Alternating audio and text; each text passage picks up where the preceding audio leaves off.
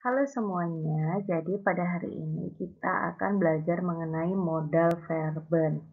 Jadi modal verben ini sangat-sangat umum sekali kalian gunakan dalam kehidupan sehari-hari. Meskipun dalam bahasa Indonesia ada, bahasa Jerman ada, bahasa Inggris juga ada, semua bahasa punya ini. Nah, biar tidak berlama-lama, mari kita lanjut. Yang pertama, apa sih itu modal verben? Jadi modal verben ini merupakan kata kerja bantu. Jadi dia itu merupakan kata kerja bantu yang merupakan penekanan dalam sebuah kata kerja. Contohnya kayak gimana dalam bahasa Indonesia? Saya harus belajar. Harus di sini ini merupakan modal verben yang menekankan belajar. Saya belajar. Oh iya, oh berarti saya sedang melakukan kegiatan belajar. Akan tetapi kalau saya menambahkan modal verben harus, maka berarti oh ya saya 100% sekarang ini harus belajar. Urgent banget, saya wajib belajar gitu. Lagi, contoh lagi. Contoh lainnya apa? Contohnya saya bisa masak. Kalau misalnya saya masak aja, maka saya masak ini artinya adalah saya ini sedang memasak. Tapi kalau saya bisa masak, ya, saya bisa masak. Ini ada modalnya bisa, gitu ya. Maka dia akan menjadi saya itu, kamu bisa masak? Iya, saya bisa masak. Jadi adalah kondisi bahwa saya menyatakan bahwa saya ini memiliki kemampuan memasak, gitu ya. Dan di sini ada contoh lagi. Aku akan pergi. Ini masuk juga ke dalam temporal ya, dalam waktu. Aku pergi. Oh iya, aku sedang pergi. Tapi kalau aku akan pergi, berarti aku masih akan pergi. Masih belum pergi. Nanti ya, mungkin sejam lagi bakalan pergi, 2 jam lagi bakalan pergi. Nah, jadi modal verben ini adalah penekanan dari sebuah kegiatan. Jadi kegiatan itu sebenarnya akan dilakukankah, bisa dilakukankah, atau harus dilakukankah, apa boleh dilakukankah, itu yang namanya modal verben. Gitu ya, jelas ya. Dalam bahasa Inggris kalian pasti banyak belajar ini. I must study. Kalau I study berarti saya belajar. Kalau I must study berarti saya harus belajar. Tuh kan? Sama kan? Ini ada harus, ini juga harus. I can cook. Berarti saya bisa masak. I can cook. Nah, ini sama juga. Aku akan pergi. I will go. Ini sama dengan akan. Di bahasa Jerman sama juga. Nah, I must study, ini ada ich muss lernen. Ada can, ada ich kann kochen, dan will, ini ada ich will gehen. Sama juga. Jadi sebenarnya modal verben ini sebuah kata kerja bantu yang merupakan penekanan. Ingat sekali lagi, merupakan penekanan dalam sebuah kata kerja. Jadi kata kerja itu harus diapain? Misalnya belajar, harus mandi, harus makan. Bisa menggambar, bisa main sepak bola, bisa jalan-jalan. Contohnya, aku suka kamu, I like you, dan segala macamnya. Itu tuh merupakan kata kerja bantu, modal verben. Ingat, di sini ada verben. Verben itu kata kerja. Jadi sebenarnya modal verben ini sebuah kata kerja. Dan di mana kata kerja verb dalam bahasa Jerman itu wajib posisi kedua. Contoh, ini posisi 1, ih, mus, 2 kan. Lah lernen ini lah kata kerja sih, Frau. Iya, tapi kata kerja lernen ini kalah sama modal verben. Yang harus diganti-ganti itu nanti adalah modal verbennya. Gitu. Nah, ini ada posisi pertama. Nah, posisi kedua harusnya kan diisi dengan verben, dengan kata kerja. Kok diisikan? Iya, karena dia adalah modal verben. Posisi modal verben itu lebih tinggi daripada kata kerja biasa. Dan kata kerja biasanya kita usir. Nggak usah diganti-ganti lagi. Jadi katanya itu tetap dalam kamus. Sama juga. Ich will gehen posisi 1, posisi 2. Nah, posisi 3-nya adalah kata kerja. Tapi kata kerjanya ditaruh di belakang dan tidak diganti-ganti. Seperti itu. Contohnya. Jenisnya dulu. Jenis modal verben dulu. Ini yang pertama ada mogen. Yang artinya adalah suka. Jadi contohnya. Wir mögen Film sehen. Kita suka menonton film. Nah ini tapi ini ada mochten, ada ingin. Aku ingin makan. Ich mochte essen. Sama juga wollen, ini juga ingin atau akan, gitu ya. Contohnya ini juga. Contohnya dalam bahasa Inggris ini. I will sleep right now. Kalau dalam bahasa Jerman juga, ich will schlafen. Kayak gitu.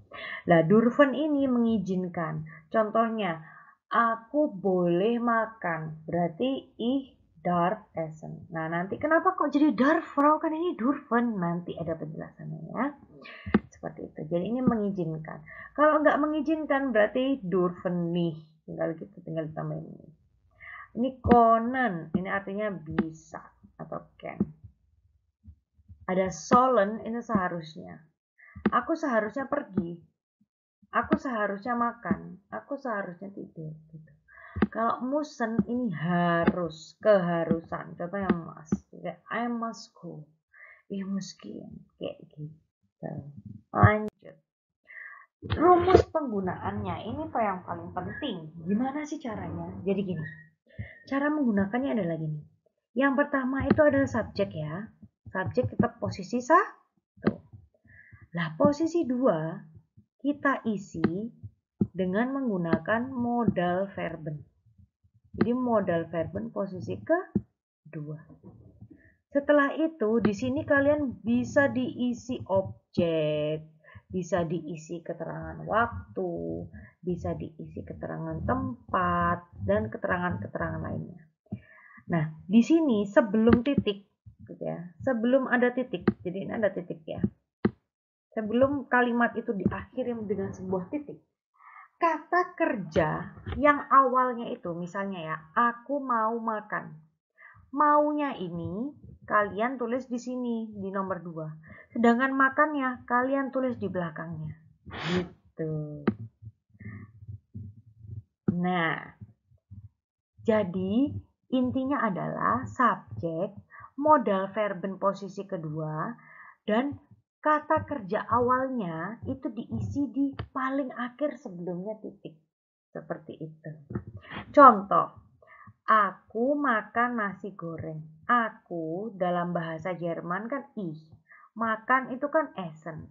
Tapi jangan lupa ada akhirannya. Kalau ich berarti ich esse. Du isst. Is. Jadi kalau dia laki-laki makan nasi goreng berarti is nasi goreng. Kalau berarti esse nasi goreng, akhirannya gitu kan. Ini akhirannya esse nasi goreng. Aku makan nasi goreng. Nah, misalnya saya mau ngubah jadi gini, aku harus makan nasi goreng. Lah, di sini ada harus. Harus tadi itu adalah muss. Ya kan, müssen. Maka dia akan menjadi gini.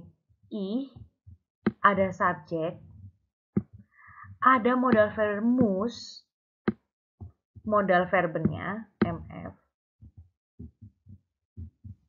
Terus ada objeknya, boleh nasi goreng, nasi padang, nasi rames, nasi aking, terserah kamu mau isi apa.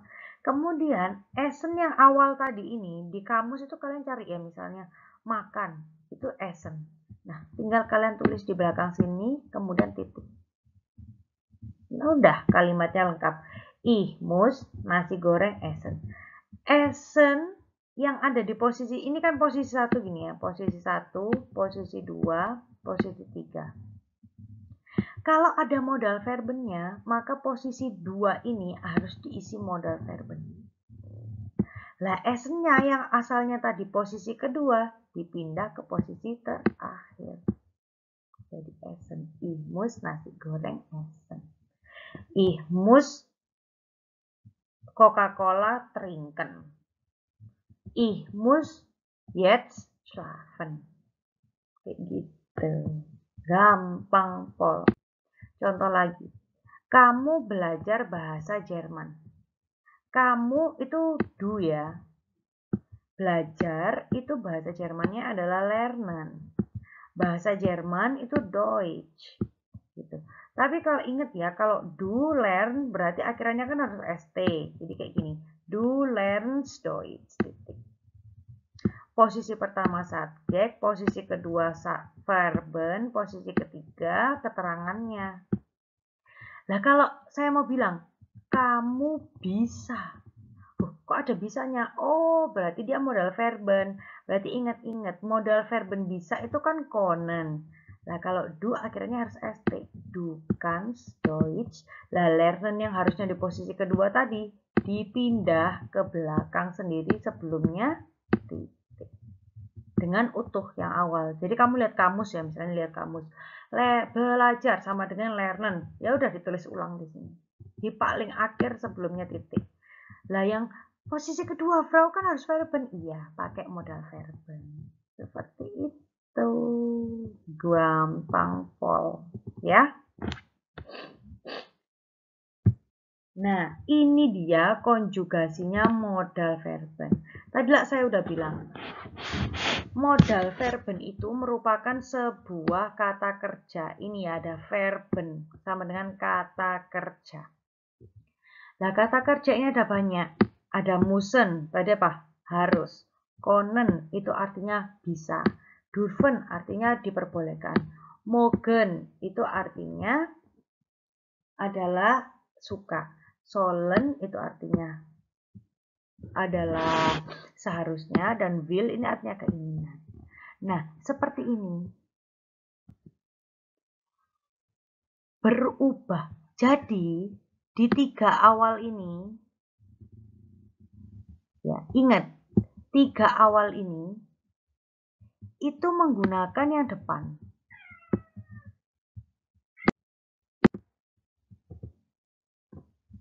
Jadi, kalau misalnya yang 3 I, du, RCS, itu maka menggunakan ini.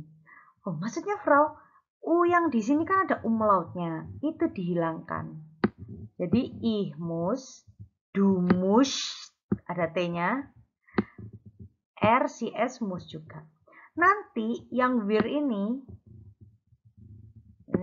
saya kasih warna beda aja. Yang will ini, maka akan pakai yang utuh lagi.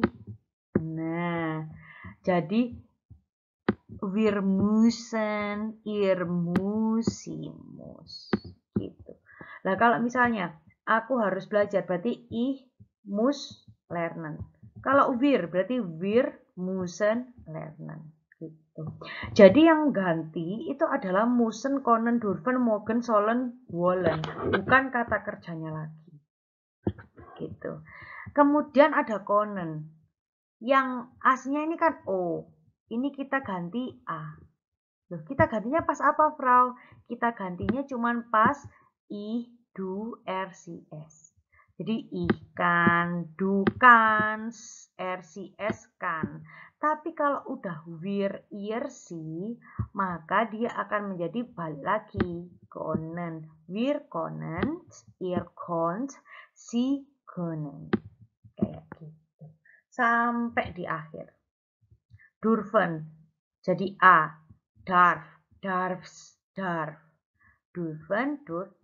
Intinya adalah ketika itu subjeknya, orangnya ini adalah ich, du, RCS, aku, kamu, dia laki-laki, dia perempuan, dan benda, maka dia akan berubah kecuali yang sollen ini. Gitu ya. Yang sollen ini dia tetap setia pakai O semua. Jadi ich soll, du sollst. Tapi bukan ich solle loh ya. Kan biasanya ih itu pasangannya Ini enggak, bukan ich musse, ich kanne, ich darfe, ich mage, ich solle, ich wille, bukan. Tapi sekedar ich muss, du muss. Kan, kannst, kann. Darf, darfst, darf. Mag, magst, mag. Soll, soll. Will, willst, will. Kalau kalian lihat di sini, gitu ya, maka ich dan RCS ini sama. Lihat ya, ini mus, ini juga mus. Ini kan, ini juga kan. Ini darf, ini juga darf. Loh, gampang sih. Ini mag, ini juga mag. Ini sol, ini juga sol. Ini will, ini juga will. Lah kalau yang do ini, maka semuanya ditambahin st. Tinggal kans, mus, darfs, max, sols, will. Tinggal gitu, Pak. Musen sama si, ini yang si Anda dan si dia sekalian, itu ya sama, mus. Musen, konen, durven, mogen, solen, wolen. Yang berubah berarti adalah ir-nya tok, lihatan jadi mus, tambahin titik. Seperti itu. Jadi modal verben itu ya gampang, tol. Jadi dia adalah sebuah kata kerja bantu yang menekankan kata kerja lainnya. Harus, akan, ingin, bisa. Nah, itu. Jadi tambahannya itu. Nah, setelah ini, biar kalian lebih paham, kalian buka Edmodo dan kerjakan soal ya. Jangan lupa dicatat. Sampai jumpa di video saya selanjutnya. Auf Wiedersehen.